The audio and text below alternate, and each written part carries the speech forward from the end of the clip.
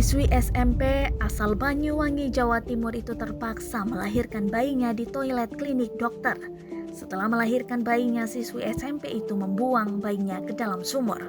Aksi membuang bayinya tersebut terbongkar lewat rekaman CCTV yang dipasang di klinik. Dikutip dari Surya Malang, Dr. Neni Destriana, dokter umum yang didatangi, pelaku membenarkan kejadian pembuangan bayi di tempatnya.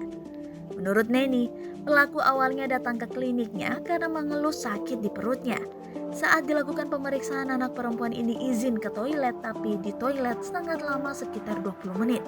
Akhirnya, saya dahulukan pasien lain karena saat itu sedang ramai pasien, katanya, dikutip dari suryamalang.com Minggu 12 September 2021. Setelah pasien mulai lenggang, seorang perawat curiga karena melihat banyak bercak darah di toilet. Bercak tersebut berceceran di lantai hingga pintu keluar bagian belakang bangunan. Neni pun langsung mencari tahu asal-usul bercak darah itu dengan memeriksa rekaman CCTV. Ternyata terlihat pelaku masuk ke kamar mandi setelah diperiksa. Setelah hampir 20 menit, remaja perempuan itu pun tampak memegang bayi dan kemudian membuangnya ke tempat sampah. Lewat pintu belakang, pasien itu melemparkan bayi itu ke dalam sumur. Ada bercak darah di sekitar sumur. Setelah kita lihat ada bayinya di dalam, kami langsung lapor polisi. Pihak kepolisian pun langsung datang di lokasi kejadian. Usut punya usut, rupanya siswi SMP tersebut merupakan korban ruda paksa seorang kakek berinisial S.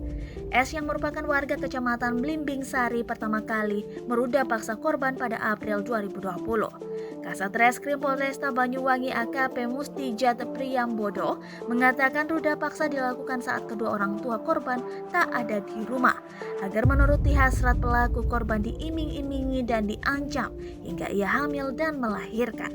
Diduga korban panik dan membuang bayinya ke dalam sumur.